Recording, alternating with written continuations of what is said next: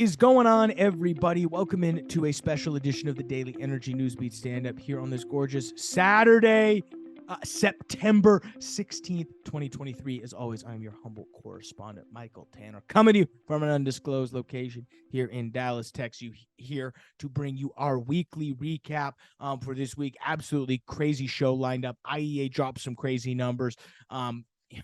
Secretary Granholm can't make it 4 states in an EV. Lots of great stuff. We appreciate you staying with us. We hope you're having a great weekend. As always, the stories and analyses you're about to hear are brought to you by the world's greatest website, energynewsbeat.com. Appreciate you staying with us. Interact with the show. Questions at energynewsbeat.com. Subscribe to our Apple Podcasts, Spotify, or YouTube at Energy Newsbeat. Those are the best ways to support the show. Interact with us either way. Hit the description below for all of the articles. I'm giving it up to the weekly recap and the team. We'll see you Monday, folks. Hey, let's start with Saudi Arabia and Russia. I'm even do it without having an imitation of Putin today, so I know you'll be thrilled by that. Hey. Okay. So here we are. Why are Saudi Arabia and Russia continuing with oil production cuts? Michael, let's set the stage for a little bit of what just happened last week. Last week, there was a continuation of the cuts. Extenuations last week from OPEC and OPEC Plus, despite $1 million for Saudi Arabia through the end of 2023, barrel per day, 1 million barrel per day cuts through the end of the year. Moscow's doing 300,000 barrels per day through the end of the year. Both said last week those are going to be reviewed every month. And both of them in that article last week were a slap to Biden. So it was kind of like all of a sudden, wait a minute. Now there's an analysis coming out of Riyadh saying that there may be an underlying current, Michael, for continuing the reviewing. And we're going to get more information on that as we get rolling along. You mean the revision downward? Yes. This is all dependent on whether or not Biden toes the line. And if they are now trying to hit him in the head, there's more to this story coming out. So you think this is all political? This is not a just pure financial move in order to strengthen what may or may not be a possible IPO of Saudi Aramco, as we've discussed on the show at nauseam. Absolutely. Is what, 50 billion in that new IPO or whatever? Yes. The number break their is. old record. No, break their old record of 25.9. Right. And here's why that they're still going to keep that up. This is more of an affront to Biden, because Biden is now, let's take a look at what came out. Janet Yellen, 3 or 4, when she started last year to do the SPR, Michael, she went to China and asked China, can we release all of this oil out of the SPR? They have no more oil out of the SPR to help reduce the prices. Well, guess what's happening? This is a punishment because now Biden's in a pickle. He can't replenish the SPR. He has no arrows to do before the next election. Here's the next squirrel on this analysis, Michael. We just had Russia is now reducing all of their refined products coming out of diesel. The EU and the Northeast are going to get hurt by diesel. All of this is back to Putin being mad at the U.S. All interesting. It's really interesting, and it's fascinating to me that on 2 levels you can make a decision. I mean, it's the classic 2 birds, 1 stone, because I think we're both right on both accounts. I think your analysis is correct that Saudi Arabia is probably is not necessarily pumped with the Biden administration for a variety of reasons. They probably want Trump back in office for a variety of reasons. But I also think there's some financial gains. I mean, $100 Brent oil makes an IPO of Saudi Aramco pretty attractive. So I think it's a case of both. They shelled out a lot of money in their Saudi investment funds, both on the soccer front. We've seen what they've done with the Live Golf merger and PGA. So if they ever have time they need cash, it's now, and they see an opportunity to both hurt the Biden administration and make more money. It's, as Michael Scott would say, win, win, win. Not for the U.S., though. Who gets hurt? you, the consumer, because gas prices are going up, up, up. And it's going to go up. Michael, let me throw this financial piece at you. I want to ask your opinion on this. We have 7.6 trillion in interest-bearing U.S. Public debt will mature within a year. Don't you think Saudi is looking at that, knowing that we are going to be in financial squirrel fest coming up? Do you think that has anything to play with it? I personally think it does, but what are your thoughts? Yeah, I mean, I think so. I think they're, what's interesting is, and when I was talking with somebody about this late last week, is people always, MBS should love, in an ideal world, the Saudis should love a democratic regime, because a democratic regime over the last 30 years has produced the largest spikes in oil prices and probably the majority of the oil wealth that's existed. I mean, think about what oil was during the Bush administration, what oil was during the Trump administration. Oil was so low, Trump had to fly to West Texas to go on a rig to try to say that he supported the oil and gas business. There was like 3 rigs running at $20 oil. So yes, love me some Trump, don't get me wrong, but they're not great for oil prices. So there's that squirrel that goes into it, is that normally you would think a Saudi regime would love a democratic president, if only because the sentiment around a democratic leadership is we're going to need less oil, and AKA prices go up. So it's very interesting on one hand, where you like the Democratic administration if you're overseas or if you're in the Saudi government, but then you also don't for other reasons, because probably what Biden is doing that is causing MBS to not like him has nothing to do with oil, and probably everything to do with a lot of what's going on probably behind the scenes, black ops, all that stuff that I don't even want to get into. Nope, neither do I. But you see what I mean? It's interesting. Absolutely. And one of the things, Michael, that people are asking me about, the advantage of it, Energy Newsbeat, is I look at all types of energy articles, and there's a lot of back players behind the scenes. And if you just read one article, that's not the whole story. You got to read about 30. You have to. All right. Western sanctions are failing. Surprise. EU imports more Russian gas, and China beats US in the tech war. There's some interesting points in here. It really is pointing out the number of countries under the EU, UN, or US trade sanctions since 1960 through 1922. They really started kicking in under Trump, but boy, when Biden got in, it was like they have continued to weaponize it. Let's come into here. Now, what happened under Trump's sanctions, Michael? Nothing really. The U.S. was now revered because he picked his battles. He did not just go willy-nilly out there and start throwing sanctions. He used sanctions and targeted responses. And then if you take a look, China has the world's largest economy when you measure its GDP purchasing power, and Russia has the 6th biggest economy. Those two animals together are pretty crazy. Now, China is advancing technology despite our sanctions. Sanctions don't work. They're going to steal from us no matter what happens, Michael. Well, of course. I mean, they're the largest purveyor of intellectual property theft in the world. So, I mean, oh, yeah. And so Bloomberg now put out that the Mate 60 Pro is always Yahweh's first phone to use the most advanced. You mean Huawei? Should we go to Huawei phones? Should Energy Newsbeat go to Huawei phones? I'll go to a Tesla phone. I'm all in. I think Tesla phones would be great. Okay. What do you think? What's that got to do with a Huawei phone?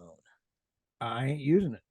Exactly. It doesn't have a CCP chip in it. I don't know that the Apple chip is any better than the CCP, because I know that the Biden administration. Yeah, I don't know. I'm trusting Apple over Huawei. I'll just say it. Oh, I would too. Okay, this one's great. Let's continue on with our beloved president's administration. we're striking just a beautiful blow. This could be this is an early candidate for story of the month. It is. Irate family called Jennifer Granholm's team for blocking a charging station spot for her national car. And Michael, there's two other stories that go along with this, but we're not going to even get in it. NPR, we know how they think. NPR is like on your left hand, way left, take your neighbor's hand, and that's how far left they are. They said it was a bad trip. They were even in the next car. Yep. So here's what happened. They went on a 3-hour cruise. They went on a 4-day trip across part of the U.S. to try to prove a 4-day trip from North Carolina to Tennessee was intended to draw attention to the billions of dollars the White House is pouring into green energy and clean cars. Oops. She painstakingly mapped out ahead of time to allow for charging. Well, they had staffers go along and park their cars in there, and a woman was pregnant in the heat trying to charge her car, and the staffer said no, so she called the police. This is nuts. It's comical. It is.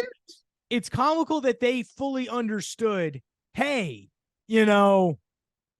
it's just comical to think that they understood the issue of, hey, we're going to have to go block these charging points because there's not enough.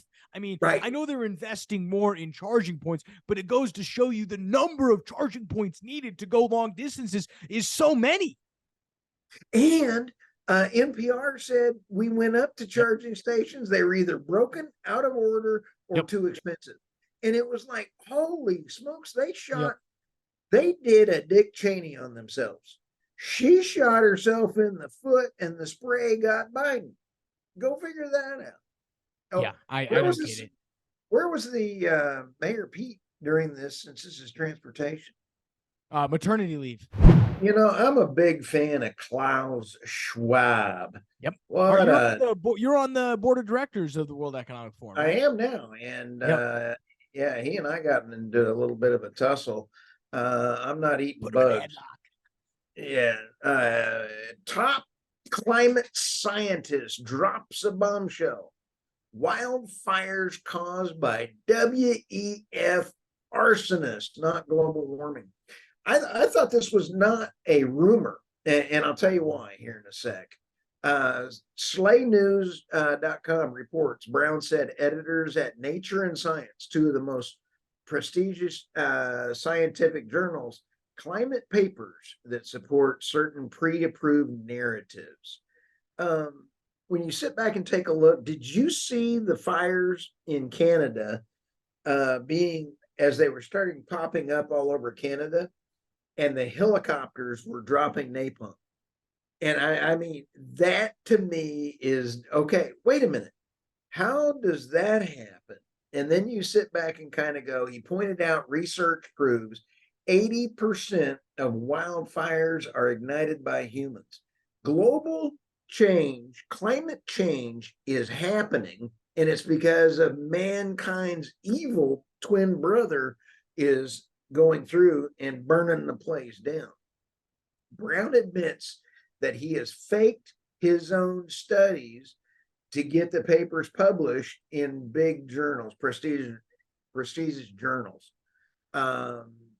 Climate warming, here's an example he gave. Climate warming increases extreme daily wildfires in California. Michael, I'm trying to get this wildfire expert guy on the podcast. I reached out to him. Okay. He has investigated for the last 7 years wildfires in California. 3 of 4,000 were set by weather, by a lightning strike or something. Really? 3. Wow. And then he started describing things that were pretty frightening, that of these 3, the cars that were burnt in there shattered, the glass shattered. He said so many of the others were melted. What's the difference between shattered and melted? the heat level, right? Or an explosion. Exactly. It is exactly 1,700 degrees Fahrenheit for a regular fire, and how much? 2,500 degrees for these other ones that were started by some means. Go figure that out. Yeah, I'm just I'm not. I find it interesting, one, that this guy admits to faking papers. It's also crazy. He made this other quote. I figure once you admit to faking papers, you might as well go so far as to say this. I love this quote. To put it bluntly, climate scientist or science has become less about understanding the complexities of the world and more about serving as a kind of Cassandra, urgently warning the public about the dangers of climate change. However understandable this instinct may be, it distorts a great deal of climate science research, misinforms folks, and most importantly, makes practical solutions more difficult to achieve, which is what Bjorn Lomborg has talked about, who's one of my favorite speakers on this issue. So it makes the even economic solutions look horrible because you're not a good person. That is right. Now, this is fire and fury. I've even showed this a few times over at Maui. Maui was on the 8th. This was available on the 6th. I bought it on the 10th, and it showed up on my doorstep on the 11th. How in the world do you get a book about a fire in print in Amazon, ready to go 2 days? And you know what's funny? They sit back, Michael, and they go sitting there and they go, the National Guard realized that there was trouble and they jumped to their cars and went and helped. That's not how the National Guard works. It was 2 weeks afterwards, and they have to be appointed by the governor and say, go do this. There was nothing in here. They were wrong. If you're going to steal a time machine, get it right. Yeah. So Okay. in conclusion on that one, we hope former senior lecturer at Johns Hopkins, Patrick Brown, we appreciate his contribution. But as I mentioned, he'll probably be former senior lecturer at Johns Hopkins here soon. We'd be remiss if we didn't quite talk about the news out of London today. BP boss Bernard Looney resigns after failing to reveal relationships with colleagues. Ooh, Stu, this is spicy. He resigns less than 4 years into his current tenure as CEO after he failed to fully disclose details of the relationships with colleagues. To give you an idea, the company had said in a press release that Looney has disclosed, quote, a small number of historical relationships with colleagues prior to becoming a CEO that was revealed during a review last year, triggered by information from an anonymous source. Ooh. Further allegations were recently made after an investigation involving some external legal counsel is now ongoing. The quote out of BP, Stu, is Mr. Looney has informed the company that he now accepts he was not fully transparent in his previous disclosures. Ooh, yikes. Not all is well over there. No, I think that we're going to put at the end of this show, Michael, the prince saying, not the prince, but the head of OPEC going, we are actually going to throw the press out so that we can be transparent without being transparent. Yep, this is exactly what he's doing. Absolutely. Murray and Anticlaus, the company's CFO, is going to head and run the business on an interim basis, but it doesn't look like they're actually going to give him the job. Remember, he set out in 2020 as when he took over as CEO after really leading the upstream division in 2016 and holding various roles, BP, all the way back to 1991. He pledged for BP to become a net zero company by 2050 or sooner, though they've walked back those pledges. What he failed to disclose, Stu, he failed to disclose two things. One, these relationships, and two, that the fact that when he meant net zero company by 2050, he meant net zero profit by 2050, not necessarily net carbon emissions and net salary for him, by the way, because you're such a forward-thinking guy. When he came in, when you were producing that podcast, and he waved at the screen, you waved back at him and everything else like the Pope, and you're sitting there kind of going like that. Did you go, hey, Looney, what's your... That's up. Hey, don't go to that dinner tomorrow night. Don't go to that dinner. Christmas party. Don't go to do the that dinner, Christmas baby. Skip the Christmas party, man. Take the early flight. Take the late night flight home. Don't stay overnight. You heard it here second. Michael Tanner is an absolute procrastinator. Prognosticator. Thank what we you. need to do is we need to officially start the Stuart Turley for CEO of BP. I think you would make it. I think we just start the campaign, get you out there in London. We'll get you eating tea and crumpets. I think you could turn it around. I think I could. The sad part is, if I don't know something, I'm going to call somebody up and go, "What is this?" So what would be your first move as CEO of BP? Pat Bernard on the back and kind of go, "Hey, thanks. I appreciate the job." Thanks for giving me a low bar to step over. Oh, no kidding. EIA this morning drops crude oil market report for September 2023. As I mentioned, the highlight beginning of the end of the fossil fuel era is approaching, according to the IEA. They go ahead and actually put out an op-ed in the Financial Times. Fahit Briol, he's the IEA head. The quote is, "The world is on the cusp of historic turning point. Peaks for the three fossil fuels are a welcome sight." Interesting. The IEA, it's a welcome sight. The fossil fuels are going down. Interesting. They're not getting any money from Saudi, I'll tell you that much. Showing that the shift to a cleaner, more secure energy systems is speeding up, and that effort avoids the worst effects of climate change that are incoming. Let's go ahead and read the top line numbers, though. World oil demand, according to the IEA, remains on track to grow by 2.2 million barrels per day in 2023 to just below the record of 102 million at 101.8 million barrels per day in 2023, mainly led by a resurgence in Chinese consumption, jet fuel and petrochemical feedstocks. China will dominate the overall increase to 101.8 or 102.8 million barrels per day. And that's based on a below trend GDP growth. The extension of those output cuts by Russia and Saudi Arabia through the end of the year are going to lock in a substantial market deficit. What they don't tell you is that means prices are up. They just tell you there's a market deficit. They don't necessarily tell you prices are going to go up. We do know that they also mentioned Russian oil export revenue surged by 1.8 billion to 17.1 billion in August, as higher prices have more than offset their lower shipments. Even though they did ease exports by 150,000 barrels per day to 7.2 million barrels, which is, again, below their average. Shipments both to China and India slumped as well. Refining margins did hit 8-month high as they did struggle, again, as refiners struggle to keep up with a lot of this demand. It's just really interesting, though. I think Fahit Brihol, this IEA head, I'd recommend reading this article on Energy News. He mainly talks about the sooner than expected peak for fossil fuels was primarily driven by the spectacular growth of clean energy, including solar panels and electric vehicles. I mean, what data is he looking at? This is just what I don't understand about the IEA. What data are they looking at? I don't know, because if you look around, it's like, oh, where's Waldo on these solar panels? Where's Waldo on this EV adoption that we're all talking about? We just talked about a few days ago. Secretary Granholm can't even figure out how to take an EV from four states away, and they have to, park in spots to make sure that there's enough charging ports so that she can get there on time. I mean, I don't know what data this guy's looking at, but it's absolutely insane. He did mention that in order to these projected declines are unfortunately nowhere near steep enough to put the world on path to limiting global warming to 1.5 degrees Celsius.